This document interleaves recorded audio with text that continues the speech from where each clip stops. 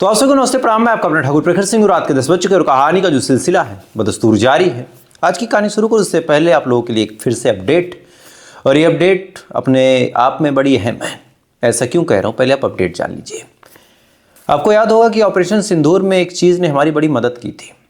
पाकिस्तान ने भी जाहिर सी बात है हमारे ऊपर फुल स्केल हमला करने की कोशिश की थी। उसने भी अपनी मिसाइलें, अपने फाइटर जेट, तमाम ड्रोन वगैरह भेजने की कोशिश की, लेकिन हमारे पास था S-400, जिसका नाम हमने यहाँ पे बदल के सुदर्शन रखा था।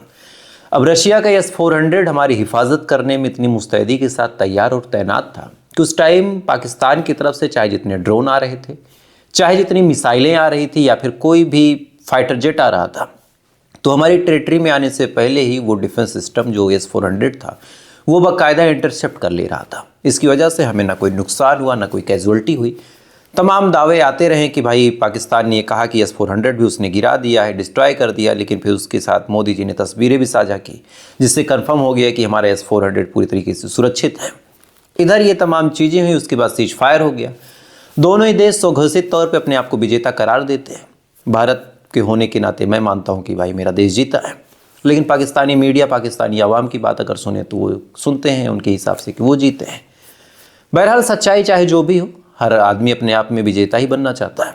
लेकिन अब इसको लेके एक ऐसी अपडेट निकल के सामने आई है कि इस अपडेट को आप जानेंगे तो जानने के बाद आप हैरान हो जाएंगे। दरअसल पुतिन साहब भारत के दौरे पे अभी 4 दिन पहले आए हुए थे। इस दौरे पे उन्होंने भारत के साथ कई तरीके के समझौते, कई तरीके की बातचीत, कई तरीके की बिजनेस डील, ये तमाम चीज़ वो करने की कोशिश में लगे हुए थे। कुछ हुआ, कुछ नहीं हुआ। हालांकि ये मुलाकात बड़ी अच्छी रही। जो पश्चिम देश है उनको एक कड़ा मैसेज गया कि भारत के साथ अगर दुश्मनी लेना है तो याद रखना रशिया भी मुस्तैदी के साथ तैनात है। लेकिन अब ये तमाम चीज़ें इधर चल रही हैं, इधर यूक्रेन के राष्ट्रपति व्लादिमीर ज़ेलेंस्की भी भारत के दौरे पे आने वाले हैं। और जिस समय व्लादिमीर ज़ेलेंस्की भारत के दौरे पे आने वाले हैं, उससे ठीक 4 दिन पहले एक खबर निकल के सामने आती है कि यूक्रेन ने पाकिस्तान को एक ऐसा किलर ड्रोन दिया था जिसकी मदद से पाकिस्तान हमारे S-400 को टारगेट करने वाला था, और अगर टारगेट करता तो बहुत ज़्यादा चांसेस थे कि हमारा S-400 जो डिफेंस सिस्टम है वो थोड़ा सा डिस्टर्ब भी हो जाता। अब ये बात जब निकल के सामने आई तब तो एज ए इंडियन मेरे कान खड़े हो गए कि भाई साहब, एक ऐसा देश जो आने वाला है और उसके राष्ट्रपति ने भारत को नुकसान पहुंचाने के लिए अगर ऐसा कोई किलर ड्रोन दिया है, और जाहिर सी बात है वो ऐसे किलर ड्रोनों का इस्तेमाल कर भी रहा था अपने यहाँ पे, चूँकि रशिया से लड़ाई उसकी चल रही है, तो फिर क्या ऐसे आदमी का आना सही होगा? अब ये सवाल जब निकल के सामने आया और मीडिया में भी अलग अलग जगहों पर यह सवाल पूछा गया, तो व्लादिमीर ज़ेलेंस्की द्वारा पहली बार ये बयान दिया गया कि ऐसा कोई डिफेंस सिस्टम या फिर ड्रोन को मारने वाला उन्होंने नहीं दिया था। लेकिन अगर पूरी दुनिया में इसको लेकर बातचीत हो रही है तो कहीं ना कहीं सवाल या निशान खड़े होते हैं कि यूक्रेन ने दिया था, और अगर दिया था तो क्या भारत सरकार को अब खुल के पुतिन के साथ आके रशिया और यूक्रेन की जंग में साफ तौर पे यूक्रेन के खिलाफ जाके रशिया के साथ खड़ा हो लेना चाहिए? ये सवाल बड़ा अहम है, और जियोपॉलिटिकल एंगल पे अगर आप देखेंगे तो इस सवाल का जवाब हम जितना जल्दी खोज लें कि हमें अमेरिका की साइड रहना है या फिर रशिया की साइड रहना है, हमारे लिए ठीक रहेगा। क्योंकि जो हम केवल इधर और उधर फिर इधर फिर उधर करते हैं, इससे इंटरनेशनल फोरम पे हमारी इज्जत भी डाउन होती है। तो खैर, मुझे लगा एक अपडेट है आपसे साझा करनी चाहिए। अब आज की कहानी की बात करते हैं, लेकिन इससे पहले आज का सेटअप आपको बड़ा अजीब लग रहा होगा। उसके पीछे वजह है कि मैं अपने गांव गया हूं, और गांव में तो मेरा कोई सेटअप स्टूडियो है नहीं, तो यहाँ पे जो छोटे मोटे झालने वाले रखी हैं उन तमाम चीज़ों को एडजस्ट करके एक ठीक ठाक सेटअप बना के फिर अब कहानी 1-2 दिन यहीं से सुनाऊँगा, फिर जैसा होगा देखा जाएगा। तो एक अपडेट थी। अब आज की कहानी की बात करते हैं। आज की कहानी की बात करूं तो ये कहानी मध्य प्रदेश के सबसे चर्चित मर्डर मिस्ट्री में से एक है। यहाँ पे राजनीति भी खूब हुई, यहाँ पे पक्ष विपक्ष भी खुद हुआ, यहाँ पे वाद विवाद भी कुछ हुआ, लेकिन जब असल कहानी निकल के सामने आई तो इस कहानी ने सबको हैरान करके रख दिया। कहानी मंदसौर की है। मंदसौर में एक थाना लगता है नाहरगढ़ थाना, और इसी नाहरगढ़ थाने में एक गाँव है जिसका नाम है हिंगोरिया गाँव। इसी गांव में रहने वाले भाजपा के कद्दावर नेता जिनका नाम है श्यामलाल धाकड़, और ये कहते हैं कि भाजपा के उस पूरे इलाके के अध्यक्ष भी थे।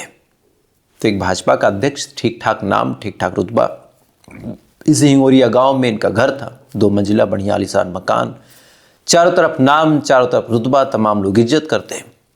परिवार भी इनका ठीक ठाक था। इनके पिता दौलत राम धाकड़ पूरे इलाके में ठीक ठाक रसूख रखते हैं। तमाम चीज़ें बिल्कुल बढ़िया भी चल रही थी, भाजपा के साथ इनके संबंध अच्छे थे, भाजपा के अध्यक्ष थे और भाजपा तो आज पूरे देश में सत्ता में भी है, तो यहाँ से भी इनकी इज्जत और रसूख था। खैर तमाम चीज़ें बिल्कुल ठीक चल रही थी, वक्त धीरे धीरे आगे बढ़ रहा था। इसी दौरान 17 जुलाई की बात है। 17 जुलाई को श्यामलाल धाकड़ अपने घर पे आते हैं। आने के बाद अपने परिवार के साथ खाना वाना खाते हैं। खाना खाने के बाद दूसरे मंजिल यानी सेकंड फ्लोर पे चले जाते हैं सोने के लिए। अब ये सोने के लिए गए, रात बीत गई, सुबह हुई। सुबह परिवार वालों ने इनको जगाने की कोशिश की, फ़ोन करके कि भाई आओ और चाय पानी पी लो। फ़ोन किया तो फ़ोन लगा नहीं। अच्छा, फ़ोन लगा नहीं तो परिवार वाले थोड़े से परेशान हुए। किसी ने कहा कि जाके देखो, तो घर में जो छोटे सदस्य थे वो जाके देखते हैं और जैसे ही देखते हैं उन्होंने जो कुछ देखा उसको देखने के बाद चीखते हुए वो लोग नीचे आते हैं। जैसे ही परिवार के बाकी सदस्य और आसपास के जो लोग थे वो चीख पुकार सुनते हैं, वो भी भाग के ऊपर गए। अब वो जब भाग के ऊपर गए तो उन्होंने देखा कि चारपाई पे जो श्यामलाल धाकड़ हैं वो मरे पड़े हैं। पूरे शरीर पे जगह जगह चोट के निशान, मानो किसी ने बड़ी बेरहमी से उनको काटा हो, और पलंग पे पूरा खून फैला हुआ। अब ये चीज जैसे ही परिवार वाले आसपास के तमाम लोग देखते हैं, देखने के बाद मानो पैरों तले जमीन खिसक गई। किसी ने इसी बीच पुलिस को इत्तला कर दिया। पुलिस भी भागी भागी आई। अब जैसे पुलिस आती, आने के बाद पूरा जब मंजर देखती वो भी सन्न कि एक भाजपा का इतना कद्दावर नेता अपने घर के अंदर इस तरह से मार दिया गया। बहरहाल पुलिस वाले बॉडी को कब्जे में लेते हैं। कब्जे में लेने के बाद पोस्टमार्टम के लिए भेजते हैं। लेकिन अब बड़ा सवाल ये है कि एक आदमी जो भाजपा का इतना बड़ा नेता है, जो अपने घर में है, घर में और भी लोग हैं, सेकंड मंजिल पे सो रहा है और वहां पे उसका कत्ल हो गया। जैसे ये बात गांव के लोग, परिवार के लोग और पार्टी के लोग सुनते हैं, सबका जमावड़ा लग गया। मन में तरह तरह की बातें, शासन प्रशासन पे उंगली, तमाम चीजें होने लगी। इधर पुलिस वालों के भी हाथ पांव फूले कि भाई इतना बड़ा जघन्य अपराध हुआ है, जांच पड़ताल फौरन करनी है। लेकिन जांच पड़ताल में करें क्या? जाहिर सी बात है, घर के अंदर अगर कत्ल हुआ है तो शक की सुई घर वालों पे जाएगी। लेकिन यहाँ पे भी ताजुब की बात यह है कि ना तो कोई भाई है, ना कोई और है, एक बूढ़ा पिता है, तो फिर किस पे शक करे? क्या पिता पे कर ले? जाहिर सी बात है नहीं। तो फिर कातिल कौन है? अब इसी सवाल के पीछे पुलिस वाले पड़ते हैं। जांच पड़ताल चल रही। सबसे पहले परिवार वालों से पूछा कि भैया आपको किसी पे डाउट है? परिवार वालों ने कहा कि नहीं। इसके बाद पार्टी वालों की बात आई। पार्टी वालों ने फौरन विरोधियों का नाम बता दिया और कहा कि इसमें इनका योगदान हो सकता है। अब जब विरोधियों का नाम निकल के सामने आया तो पुलिस की टीम उधर घूम गई। जब पुलिस की टीम विरोधियों पे घूम गई तो कुछ मिला नहीं। इधर फिर आसपास के लोगों से पूछताछ शुरू, वहां भी कुछ नहीं मिला। दुश्मनी का एंगल निकाला गया कि किसी से कोई धमकी मिली हो, किसी की कोई रंजिश रही हो, फिर कोई और बात हो, वो भी नहीं मिला। जांच पड़ताल धीरे धीरे आगे बढ़ रही, तफ्तीश पुलिस वाले कर रहे हैं, लेकिन ना ही कहीं कोई कातिल का नाम, ना ही कहीं कोई सबूत, ना कोई सुराग। इधर जब कुछ मिला नहीं तब पुलिस वाले फॉरेंसिक के पास गए। फॉरेंसिक की टीम बुलाई गई और कहा गया कि आओ। फॉरेंसिक की टीम पूरे घर को अच्छे से चेक करती है, पूरे क्राइम सीन को चेक करती है, लेकिन बदकिस्मती से उन्हें भी कुछ नहीं मिलता। पुलिस वाले परेशान कि भाई अब करें क्या? वक्त धीरे धीरे आगे बढ़ता चला जा रहा। दुश्मनी किसी से है नहीं, सबूत कुछ मिला नहीं, परिवार वालों ने किसी को देखा नहीं, कोई चश्मदीद है नहीं, न यहाँ सीसीटीवी कैमरा है, न कुछ है, तो करें क्या? वक्त आगे बढ़ रहा। परिवार वालों समेत पार्टी के लोगों का प्रेशर बनता चला जा, जनमानस का दबाव है, लेकिन सबूत कुछ है नहीं। कहते हैं कि 1 महीने गुजर गए। 1 महीने तक पुलिस वाले आसपास के तमाम लोगों से, जितने पार्टी के कार्यकर्ता थे, जितने साथ में जुड़े हुए लोग थे, उनसे, परिवार वालों से, सगे संबंधियों से, दोस्तों से, रिश्तेदारों से, सबसे पूछताछ। लेकिन महीनों तक पूछताछ करने के बाद भी कोई जानकारी नहीं। वक्त धीरे धीरे आगे बढ़ रहा। पुलिस वालों के हाथ पांव फूल रहे। इसी दौरान जब कहीं कुछ मिला नहीं तब पुलिस वालों ने कहा यार ऐसे तो बात नहीं बनेगी। अब थोड़ा वो तरीका अपनाते हैं जो पुलिस का अपना तरीका है और जिसके बारे में लिखा पढ़ी में तो नहीं, लेकिन हाँ ट्रेनिंग में सिखाया जरूर जाता है।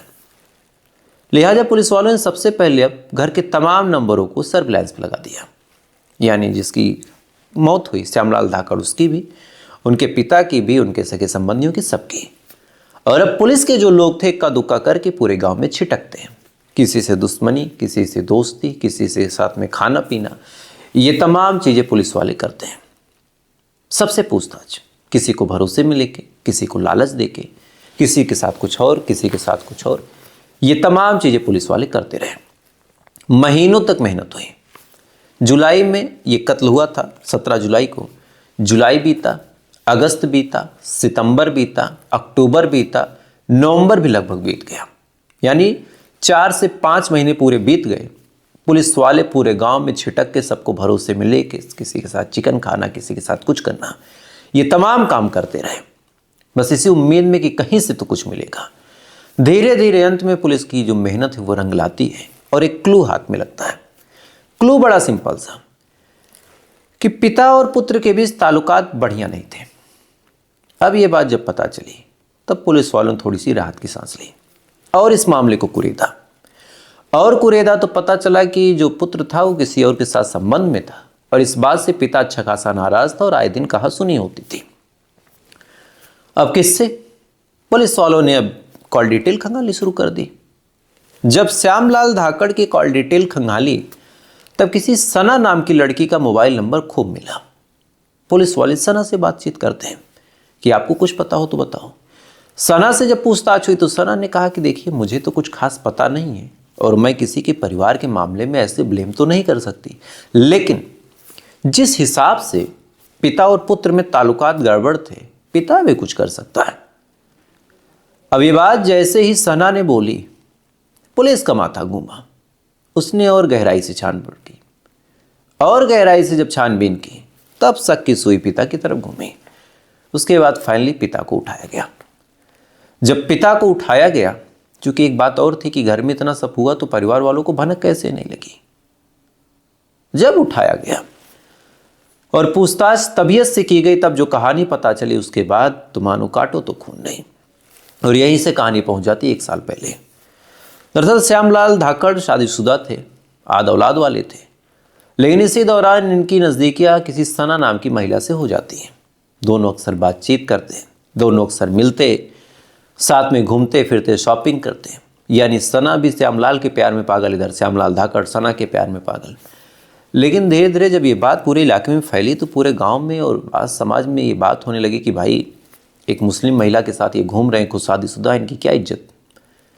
ये बात जब पिता को पता चली तो पिता ने विरोध किया। पिता ने अपने बेटे को डांटा, फटकारा, कहा कि ये चीज़ें मत करो। लेकिन अब श्यामलाल धाकड़ एक उम्रदराज इंसान, पिता के कहने का कोई खास मतलब बना नहीं। इधर लगातार जो श्यामलाल धाकड़ था उसकी हरकतें भी बढ़ती चली जा रही, यानी कभी कुछ और तो कभी कुछ और, कभी घर पे ही लाने की कोशिश। धीरे धीरे पिता इस बात से खुन्नस में आ गया। जो दौलत राम धाकड़ था वो बार बार इस बात से खुन्नस में आ गया कि यार एक महिला की वजह से पूरे परिवार की इज्जत मेरा बेटा डाउन कर रहा। अब क्या करें? या तो उस महिला को ही रास्ते से हटा दें या फिर इसको ही हटा देते हैं। इसके बाद श्यामलाल धाकड़ के ही कत्ल का प्लान बना कि महिला की क्या गलती है। अब पिता ने अपने बेटे को मारने का प्लान बनाया। वो भी कैसे?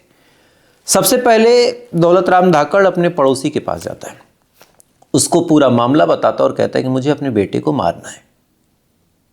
अब ये बात जब पड़ोसी सुनता है तो पहले तो सख्ते में आ गया, लेकिन जब पूरे मामले की गहराई को समझता है तो कहता है ठीक, मैं तुम्हारी मदद करूंगा। पड़ोसी भी शामिल। लेकिन अब दोनों बूढ़े कैसे करें? तब दिमाग में आया कि क्यों ना जो सुपारी किलर होते हैं उनको हायर किया जाए। इसके बाद सुमित और अटलू, इन दोनों सुपारी किलरों से बातचीत की गई। दोनों ने काम हाथ में लिया और कहा कि 5 लाख रुपए लगेंगे और काम हो जाएगा। पिता के पास भी पैसे की कमी थी नहीं।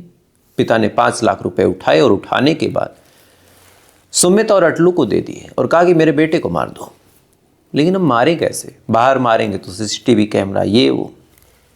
पिता ने कहा कोई बात नहीं, तुम लोग घर पे आना, मैं दरवाज़ा खोल दूंगा और अंदर आके कत्ल कर देना।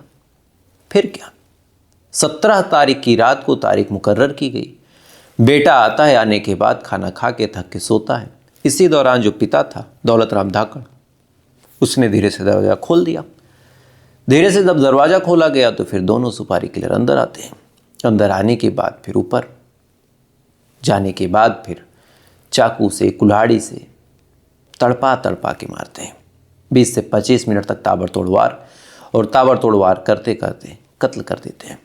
उसके बाद वहाँ से ये लोग 9 2 11 पिता चुपचाप जाके सो गया। सुबह इंतजार करता रहा कि कोई जाके देखे और ये तमाम बातें निकल के सामने आए।